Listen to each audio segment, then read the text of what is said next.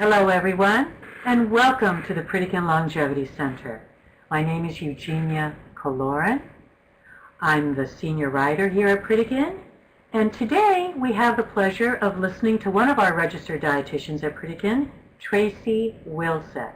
Welcome, Tracy. Thank you, Eugenia, and welcome everyone. It's a pleasure to see you all today. Today, we're going to be talking about diabetes. And Tracy's going to be telling us what are the best foods for the prevention, control, and even reversal of type 2 diabetes. So without further ado, let's begin. Off you go, Tracy. Thank you, Eugenia. We always like to emphasize here at Pritikin, and especially in these webinars, that if you have diabetes, it really is important, if you're going to undertake any sort of dietary change or lifestyle change, to always consult your endocrinologist and your doctors. We never encourage changing or altering any medications on your own. That really is something that needs to be discussed with your physicians and your home doctors. So I always just like to emphasize that right before we get started today, because we are going to be talking about and discussing what we do here at the Pritikin Longevity Center in terms of lifestyle changes, in terms of what people eat and what people do while they're here to help reduce their risk factors for multiple diseases. Today, of course, we're going to be focusing on diabetes as one of the main diseases that we reduce risk factors for. Thank you, Tracy. And when we begin a presentation, we always like to point out some of the results of the Pritikin program. And this is important because, especially now on the internet, there are a lot of fad diets, a lot of fad programs that claim results. But it's important for you as the consumer to always ask, what's the proof? What medical journals have these results been published in? And unfortunately, very often you will find that they haven't been published anywhere. It's just people talking. That's not the case with Pritikin. We have over 100 studies published in peer-reviewed medical journals over the past 3 decades. And these studies have been done on thousands of men and women who have come to the Pritikin Longevity Center. And what our scientists have documented time and time again is wonderful control of type 2 diabetes. There are significant reductions in blood sugar. Many of our guests leave Pritikin free of medications or with their dosages significantly reduced. Many of them who come in with a diagnosis of pre-diabetes or diabetes or metabolic syndrome, another precursor to diabetes, leave no longer with that diagnosis. They have done just a great job of controlling various factors. Another thing that's very important here, and that has been documented among thousands of guests who have been to Pritikin, is significant lowering of heart disease risk factors like triglycerides, cholesterol, blood pressure. And of course, that's very important because if you have diabetes, you are at double the risk of having a heart attack compared to people who don't have diabetes. So now we'll go on to some of the food guidelines that Tracy will be establishing for us. Thank you, Tracy. Thank you, Eugenia. It always is important to understand that here at Pritikin we are research and science-based. The information that we share with you is based on studies that we have conducted here at the center with our participants. So we've seen the success, we've seen the proof in following the Pritikin program, following the Pritikin lifestyle can really help to reduce disease risk factors and improve not just the longevity component of the Pritikin Longevity Center, but the quality of that longer life, living a longer, healthier, more vibrant, exciting life. So just to get into some of the food groups that we are serving here at the Pritikin Longevity Center, the Pritikin eating plan really is a plant-based eating plan. we focus most of our food choices throughout the day on many plant-based foods. These foods that are plant-based are going to be very low in their calorie density, which means they're filled with fiber and filled with water. These foods, therefore, have a little bit more space and volume on our plates, at meal times, in our bowls. These foods are going to take up space in our stomachs. That fiber and water does a great job of filling us up at multiple meals and snacks throughout the day. Excellent fuel to keep us moving and grooving all day long. So we focus on very low calorie dense, high fiber containing foods. These plant-based foods also bring in all of the nutritional benefits such as vitamins, minerals, antioxidants, phytochemicals, and nutrients. These are all of the wonderful, amazing benefits that our bodies require to function optimally. So most of these plant-based foods are going to be vegetables and fruits, whole grains, beans, peas, legumes, focusing on multiple plant-based foods throughout the entire day. So for example, making breakfast something like a cooked whole grain cereal like oatmeal and topping it with some berries. In the afternoon, having a big, giant, colorful, crispy salad filled with lots of different vegetables. Even things like corn and beans can be in that salad as well. At dinner, we're focusing again on how and where those plant-based, low-calorie dense, fiber, nutrient-rich foods can fill us up. So we're having a small salad and soup, and our entree plate here at Pritikin is filled with a vegetable, maybe steamed or grilled asparagus, maybe a baked potato, cooked quinoa, brown rice. And the dinner time meal at Pritikin is where we choose to focus on serving animal protein. We serve a 4-ounce serving of multiple varieties of fish and seafood, and then once a week we focus on 4 ounces of chicken or bison. So we're filling up all of our participants on excellent, high nutrient, high fiber foods, but these foods are naturally low in fat, low in cholesterol, low in salt, low in sugar, low in added, processed, refined, artificial colors. These foods are packed with beneficial compounds that our bodies require. One of the excellent side effects of the Pritikin eating plan happens to be weight loss because we focus on such lower calorie dense foods. We're also increasing your physical activity every day as well. So weight loss is usually an excellent side effect of following a plant-based Pritikin style eating plan. And that weight loss, especially for our participants with diabetes, is your #1 goal. We encourage our participants with diabetes to really focus on weight loss as being their primary area for where they should focus. So really making sure that you're choosing those foods that are low in their calorie cost, like our fruits and vegetables, whole grains, beans, and legumes. They're going to give you energy and fill you up all day, but they're not going to hinder your weight loss efforts. In fact, they're probably going to promote weight loss efforts. Another great component of the Pritikin eating plan is definitely fiber. Fiber is one component of many of our plant-based foods. So fiber is going to be found in fruits, in vegetables, in whole grains, in beans and legumes. This fiber in all of our plant-based foods helps to do 2 things. One, it's going to fill us up at meals and snacks, so it's going to take up space in our stomachs, help us to feel satisfied and full. And 2, it's going to help to stabilize our blood sugar after that meal or snack. So focusing on fiber at every meal and snack, which usually means focusing on a plant-based, low-calorie dense food, is really going to be an excellent way to not only promote weight loss, because it's going to fill you up on those lower calorie cost foods, but it's also going to help to stabilize your blood sugar at those meals and snacks. So fiber becomes a big focus on the Pritikin eating plan at every meal, every snack, because we're including plants in every meal and every snack. Certain foods that you as a participant or a patient with diabetes may have heard are taboo.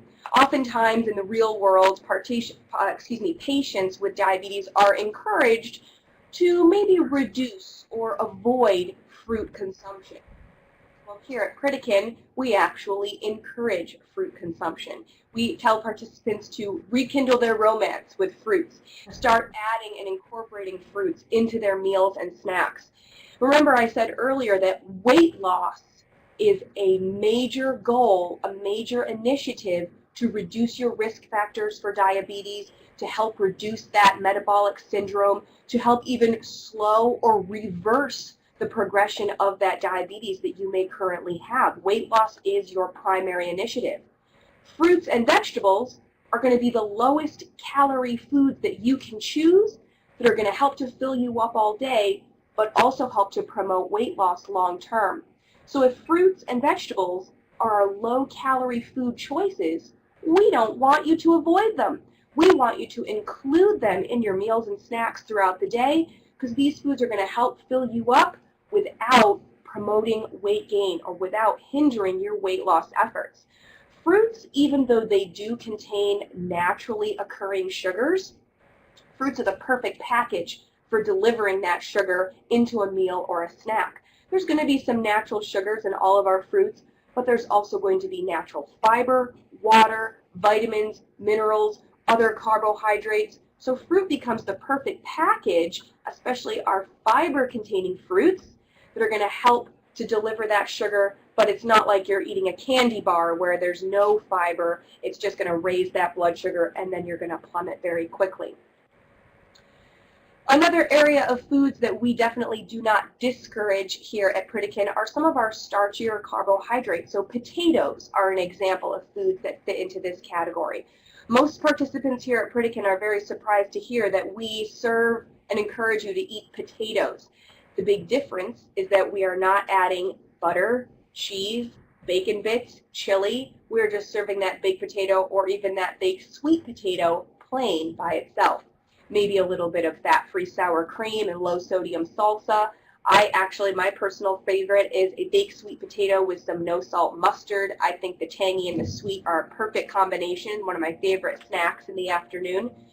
But the reason that we're not shying away from those carbohydrate foods is because we're focusing on the whole, unrefined version of that food. So it's a baked potato, not a potato chip. It's the brown rice, not the white rice, whole wheat pasta, whole cooked oats in oatmeal, quinoa, barley, all of the grains that are intact, so all of their fiber, remember that fiber is going to keep us full and stabilize blood sugar, all of the fiber, a little bit of protein, some excellent nutrients that are going to really give our body some great nutrition, but are not going to hinder our blood sugar or our weight loss efforts. And again, weight loss is that #1 goal. So we want to focus on those foods that are going to help to promote weight loss long term.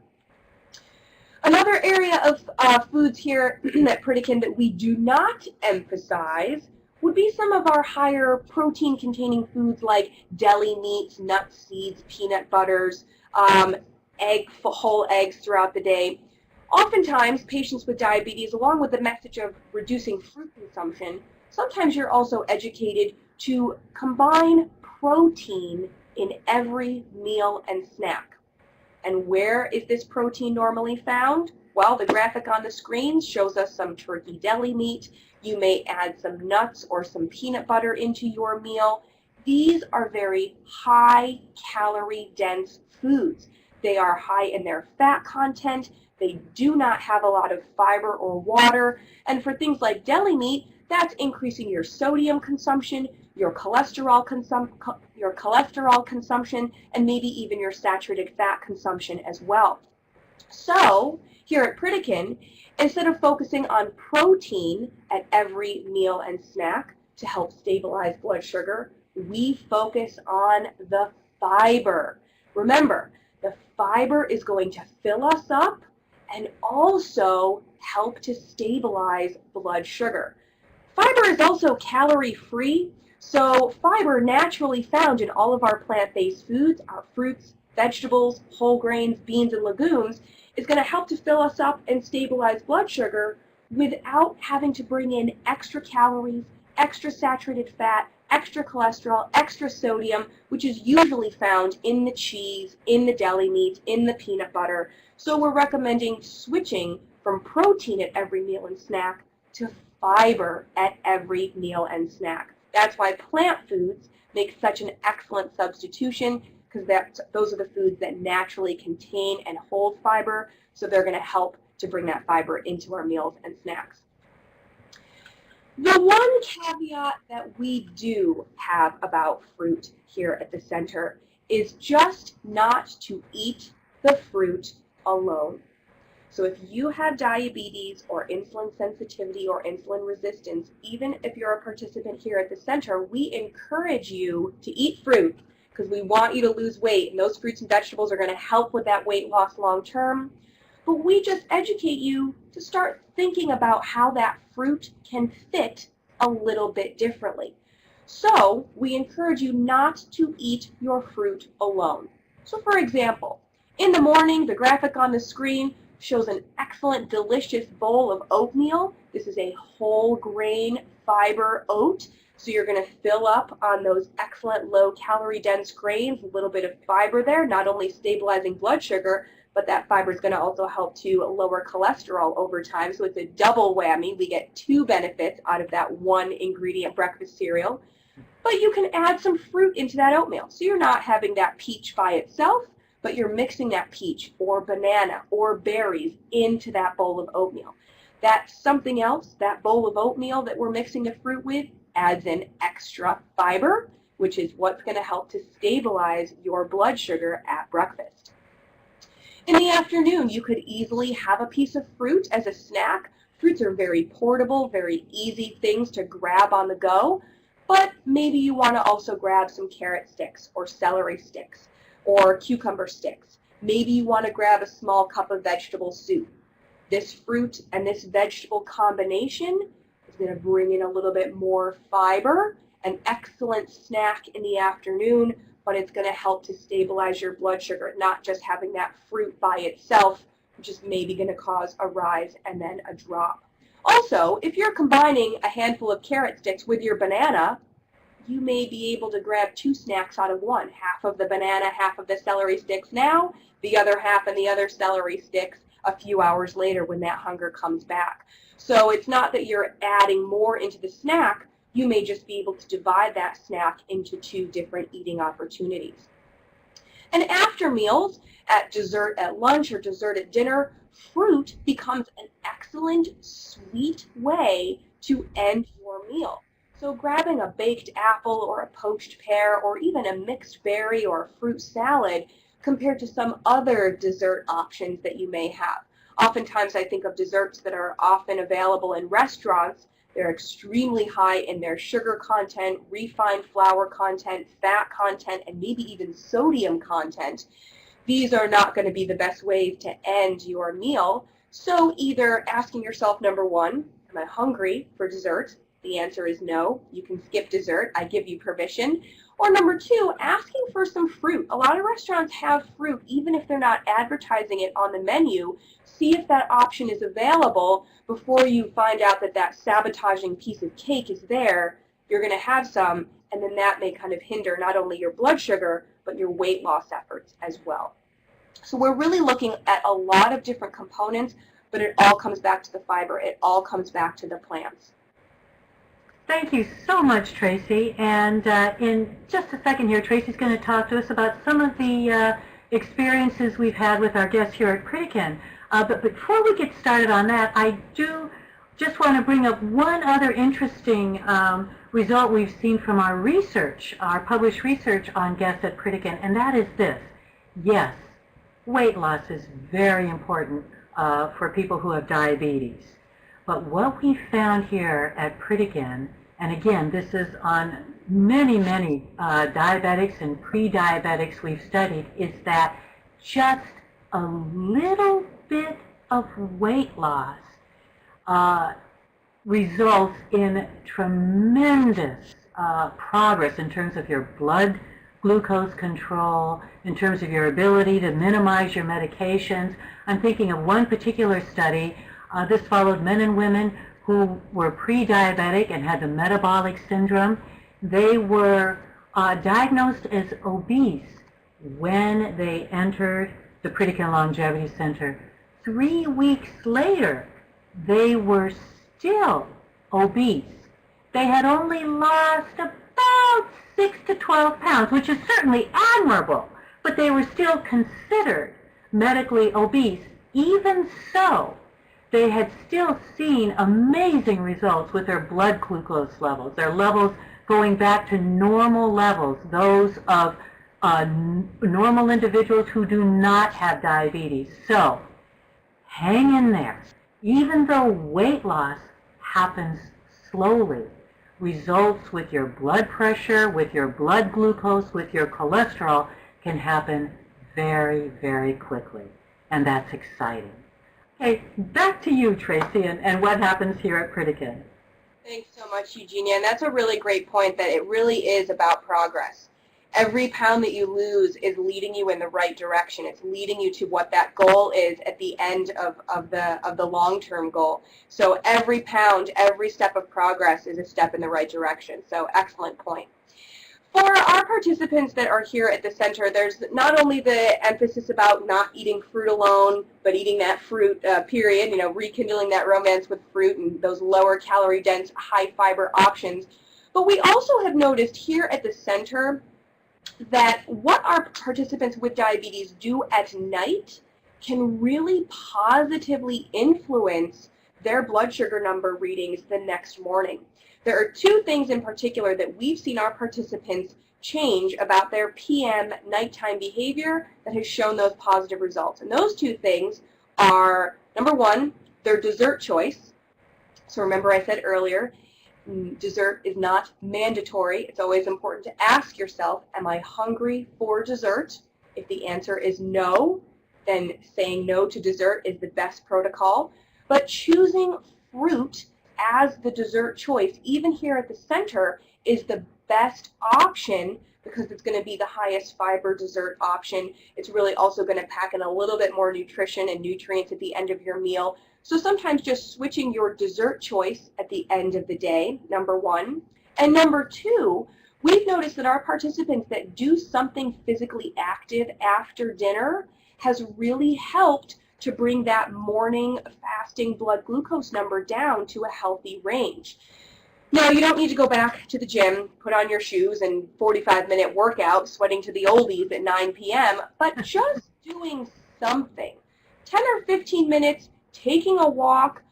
We have an excellent path right in front of our golf course here. We actually have some supervised exercise in our gym here at 7:30 after dinner. Just doing something. Because normally, what do we do after dinner? We sit and we do nothing for the rest of the evening. We watch television. We may even continue to eat after dinner. So just doing something after dinner to help metabolize that meal, get that blood sugar moving along, we've really noticed 10 or 15 minutes of movement at night is really helpful to see positive changes in the numbers of blood glucose numbers of our participants the next morning. And sometimes waking up and seeing that positive number, that is motivation to keep up with the good food choices, to keep up with the physical activity. Seeing that you have the ability with the hard work of changing your food choices, changing your lifestyle activity options, you really can, depending on how far the diabetes has progressed for you, you have the ability to show improvements and maybe even reduce medication or, go off medication in some chances. So we like to share with our participants all the venues of success that we've seen and make sure that participants here and you all at home can start making some of these lifestyle choices, making better food choices, making a more improved lifestyle activity choices to help promote the weight loss and to see these benefits for yourself. We also do encourage our participants here at the center and you at home to be patient. As Eugenia said, even after 3 weeks, you may have only lost, 6 or 10 pounds, but that's still, you lost 6 or 10 pounds. That's still progress. And progress really is what we're focusing on. You may not necessarily see a perfect blood sugar every morning, every day, but it's about the long-term goal of losing the weight, reducing your disease risk factors across the board, and maybe even long-term reducing your need for a diabetic medication, really improving long-term health, and that is what we're looking for. So if we see a couple fluctuating numbers in the beginning, that's okay if long-term those numbers are going to be really much improved from where they are today. So it's about experimenting with different food choices and the activity and the exercise. It's really about figuring out what are the right choices for you.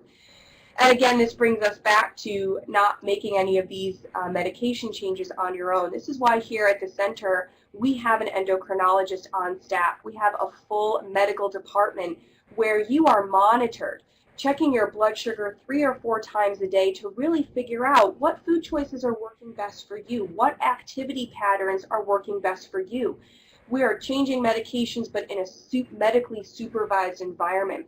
So do not change any of your medications at home by yourself. Do have that conversation with your doctor, with your endocrinologist. Maintain the regime that you're on, but it's worth experimenting with some of these food choices, choosing more plant-based, high-fiber, nutrient-rich fruits, vegetables, whole grains, beans, and legumes, limiting the refined, starchier, high-fat, high-sugar, high-salt food, processed foods, and carbohydrates, and of course adding physical activity in every day, but maintaining these changes with that communication with your doctors at home. It's all about progress. It's all about making changes along the way, and what a great time to start today. Don't wait for tomorrow, do it today. Pick up that apple and some carrot sticks as a snack this afternoon instead of your typical, maybe vending machine option. Start today with some of these healthier choices. Excellent points, Tracy. Thank you so much. This has just been a wealth of information. And now, before we leave today, we have just a few minutes, but what we want to do is cover some of the questions that our viewers have online with us today. One question is, are fruits considered just as high in carbs as other foods? Tracy, how would you reply to that? So carbohydrates as a category of foods encompasses the starchy carbohydrates, the grains, partially some of our starchier beans and legumes, some vegetables, fruits, and even some dairy products have a high carbohydrate count. So it's not, when we say carbs, that actually encompasses a wide variety of foods, and most of them are those plant-based foods, which we're encouraging you to consume all the time. Fruits do fit into that carbohydrate category, and fruits may have a higher sugar content than some of our other carbohydrates, maybe like celery or oatmeal, for example. But again, fruits are they're all naturally occurring sugars, naturally found in the apples, in the banana, in the berry. And again, they're that perfect package of fiber content, water content, vitamins and minerals. It's an excellent delivery of those natural sugars, along with all the other health benefits that are found in those colorful fruits and vegetables as well. So don't be afraid of the fruits. They can definitely fit in throughout the day. Just making sure if you do have diabetes, we encourage not to eat the fruit alone, to have that fruit with something else, with your oatmeal in the morning. Grab a cup of veggie soup with that, pear that you're going to have in the afternoon. Have fruit as the dessert component of your lunch or of your dinner meal. But fruits definitely can fit, even though they are some of our sweeter carbohydrates. Thank you, Tracy. Another question we have is, yes, I'll get to that question in just a second, Bob. But another question we have, too, is are some fruits better than others in terms of blood sugar control? Or are they all pretty much the same? A fruit is a fruit. Yeah, I don't like to put any fruit up on a pedestal. Fruit, in terms of the category of fruit, they're all fantastic. Technically, avocados and coconut, I believe, are fruit. Those are the only two that we're really going to shy away from. Avocados and coconut are high in fat content. Coconut high in saturated fat content. But any other fruit is going to be a great choice. They're all low in calorie density, high in fiber, high in water, vitamins, minerals, nutrients, phytonutrients, antioxidants. Some of our berries, like raspberries, blackberries, strawberries, they do have a little bit more fiber because of all the skin component in those fruits. But if you don't like raspberries and you do like a banana, I'm not going to discourage you from choosing a banana. Just remember not to eat that banana by itself. Also, fruit, not juice. So eat the orange, eat the apple, not drinking the orange juice or apple juice. Try to stick to the whole fruit. That's where all of the fiber is going to be located. That's where all of those nutrients are going to be located. And there's no fiber found in the juice. It's not going to do anything to fill you up or to stabilize your blood sugar. So stick to the whole fruit rather than fruit juice. Thank you, Tracy. Now we have time for one last question today. The question is are there any particular kinds of soups that are good for people with diabetes as well as people who have both diabetes and blood pressure issues? So they're trying to reduce their sodium content. Yeah, soups are awesome. Here at Pritikin, we serve soups 1, 2, 3, 4 times a day. Soup is all over the place here. At lunchtime, at dinner time, at snack time twice a day. Soup is a really great way to give you a low-calorie dense snack or meal component. And there's so many different varieties of soups, whether they're vegetable-based soups, bean or legume-based soups like a lentil soup or stew, or even adding in some of our whole grains like barley or brown rice. So here at the center, at the Pritikin Center, we're making all of our soups from scratch. So that means we're able to make the broth from scratch, adding in all of our vegetables and grains without any added salt, fats, or oils. When you're out and about, if you're going to make your own soup, I love that idea. There's some great recipes on the website that Chef Anthony and his staff have provided so you can make as many Pritikin soups as you'd like at home. But when you're shopping in the grocery store, you're going to want to look for no salt added soups.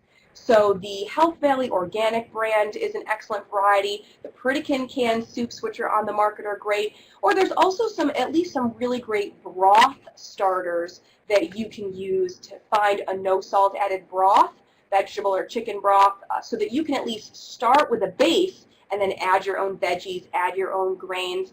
And then in terms of soups in restaurants, more often than not, most restaurant soups are extremely high in sodium content and fat content as well if it's a cream-based soup or bisque. So you're really going to want to try, I recommend just staying away from soups in restaurants unless you know that that restaurant makes their own soup and it is no salt added, which means they're either making their own broth or they're using a no salt added soup base or broth base. Restaurant soups can sometimes be very high in sodium, which, as we know, can negatively affect your blood pressure. So really being cautious in restaurants, but grocery shopping, just read your labels or definitely check out all those great recipes on the Pritikin website that you are able to make your own soups. Great thing about soups, too, you make them in a huge batch and they'll last you for a couple days, or freeze them in individual portions and you can enjoy them all season. Thank you so much, Tracy, and thank you all of you who were able to join us today here at Pritikin. We do need to sign off now. I'm so sorry we weren't able to answer all of your questions. We had an overflow today. But I do encourage you to go online to our forum for our Pritikin membership website, and there you will be able to ask questions of our registered dietitians and our physicians and exercise physiologists. They're available there to help you in any way they can online. And please have a great rest of your day and a great rest of 2012. Bye-bye now. Bye, thank you.